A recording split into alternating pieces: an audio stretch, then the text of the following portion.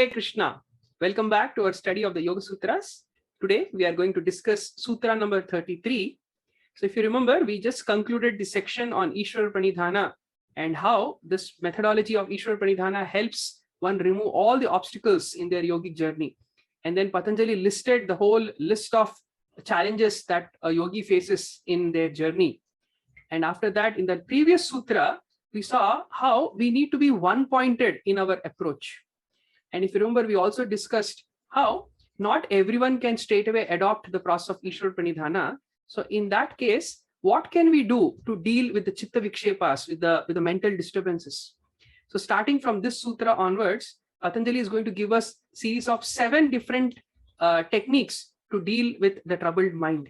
So let's see what is today's sutra. So this is how today's sutra goes.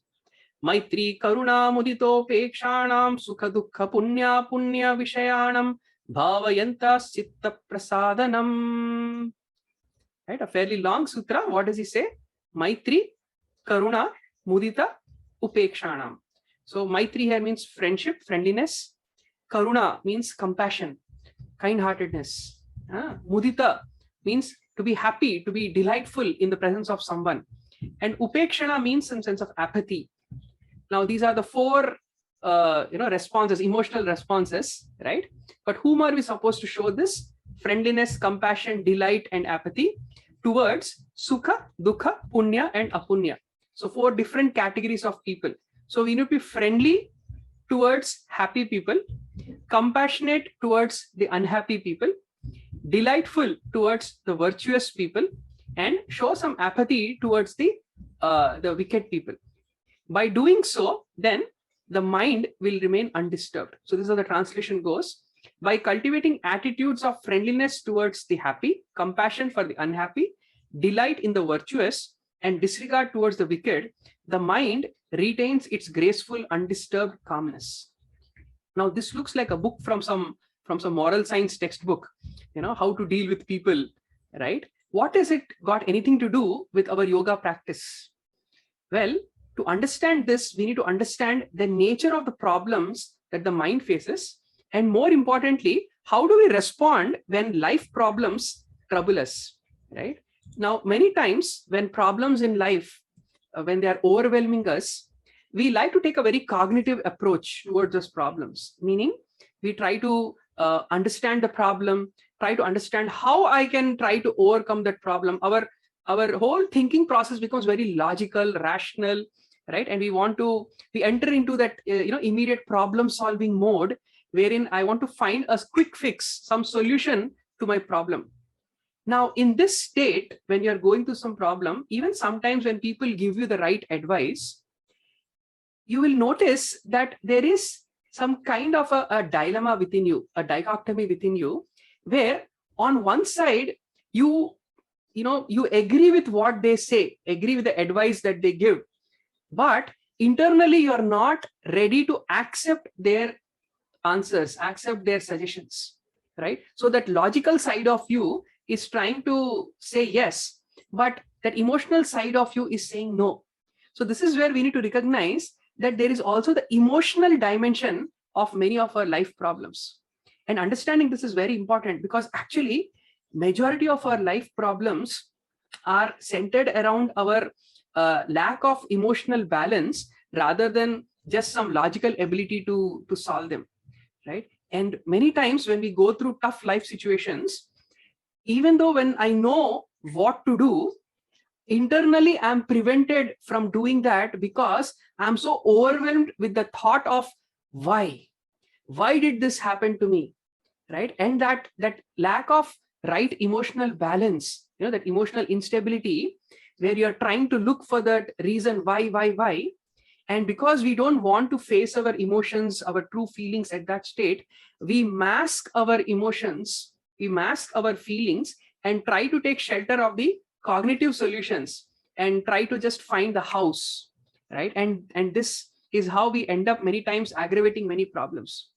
And many times these emotional problems, are usually triggered from the social dimension of our life, from the people around in our life, how either we have been dealing with ourselves or how other people or our interactions with other people, that defines that particular state of our life. So therefore, Patanjali, he begins giving the solutions for chitta vikshepas, for mental disturbances, by first addressing the outermost dimension of our life, which is the social circle, the social dimension. And he says it's very important that we learn how to deal with people in our life. If we can just do that, we are, taking care of majority of the chitta vikshepas, the mental disturbances, right? And therefore, he's giving this very, very intelligent solution here, beginning with friendliness towards happy. Now, what does he mean by friendliness towards happy, right? I mean, it's easy to be friendly with happy people, right?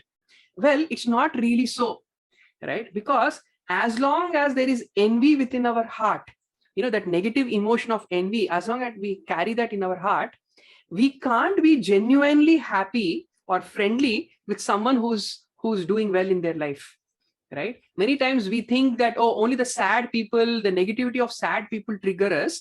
But here is Patanjali giving a deeper insight. If you are not in the right emotional space, even happy people can trigger you. And you may start thinking, why is that person so happy? Why am I not as happy as them? That internal envy is something that we need to deal with. And therefore, Patanjali is telling us, it's you train yourself in trying to be friendly towards happy people, Maitri towards the Sukha, the happy people. And then he also talks about the other side, also show Karuna towards the unhappy people, right? Which means when you encounter people who are going through some tough situations in life, learn to extend yourself, express that compassion, right? That way you are exercising your emotional muscles, your internal emotional muscles in a social interaction, right? By doing so, what are we doing?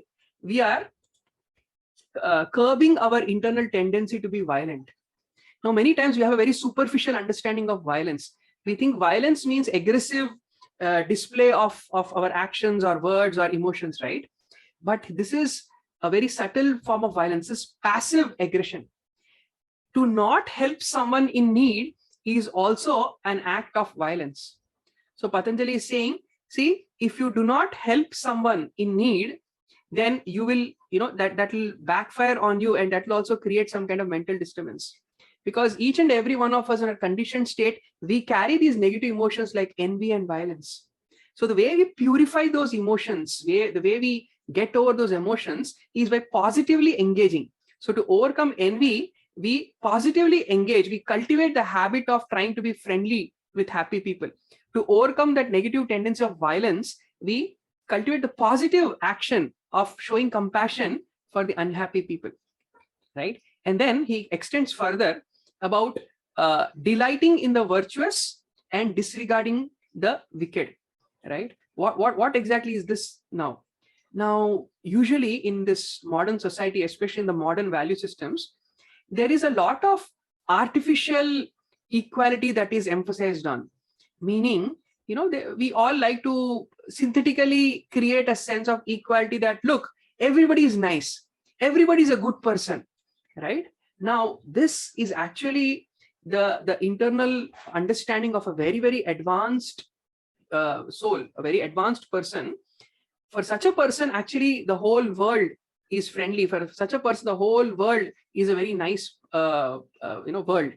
All the people are very nice, right? But at a beginning stage, we have to be careful as to who are virtuous and who are wicked, right? There's a nice story that comes in the Panchatantra in this regard, which one of the modern commentators actually explains that this one time in the rainy season, there was a monkey that was sitting on a tree branch and it was getting wet.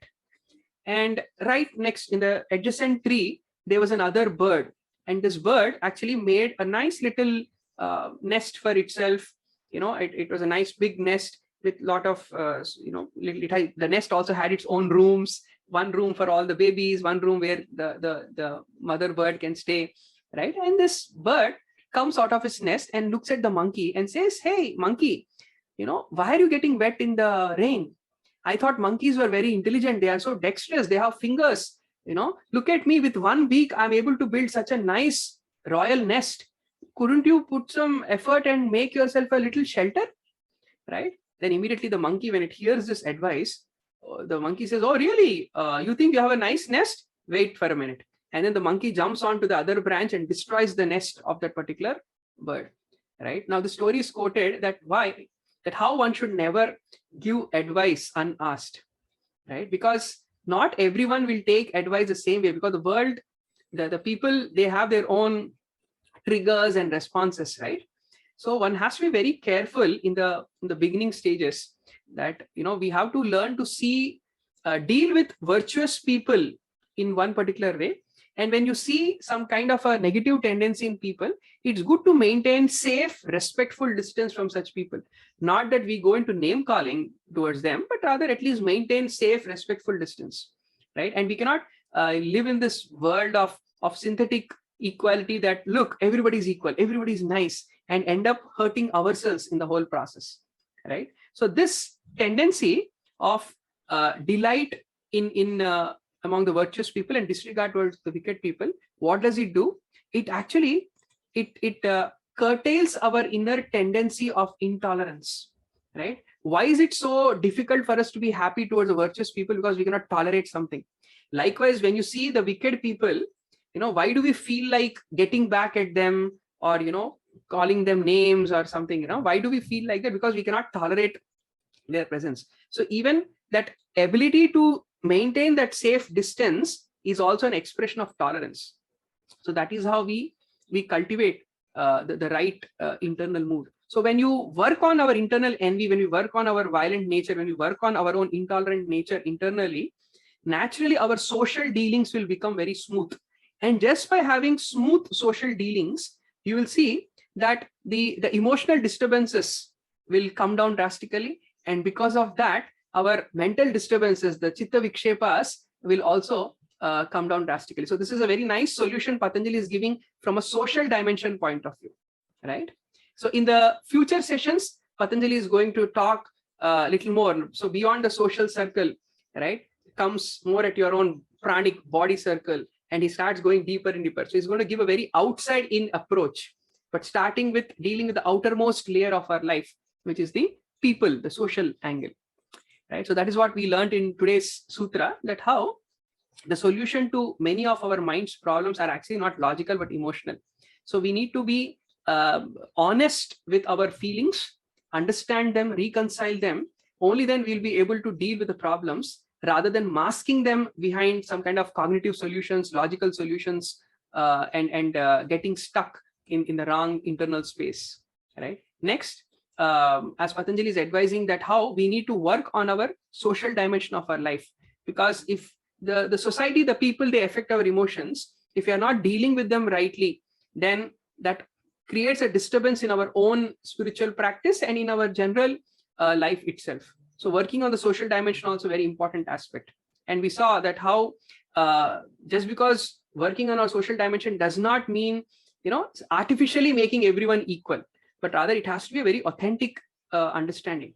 So you cannot superficially call everyone equal, but we need to grow to that level where we learn to see that unexpressed goodness. In some people, expressed goodness, but in many people there may be this hidden goodness, right? Which to see that, we have to raise our level of consciousness and come to a higher level of our inner being. So at that level, we can authentically see that sense of goodness and equality in all. But at a beginning stage, to protect ourselves, to not hurt ourselves, it's important that we maintain a distinction, right? And by distinction meaning, right, maintaining safe distance from the wicked people and delighting in the company of virtuous people. So that is the message that Patanjali is giving. So in future sessions, we are going to discuss more techniques, how to create a safe inner space so that we can work on our chitta vikshepas and reduce our mental disturbances. So thank you all so much for joining us today. So see you in the next session. Hare Krishna.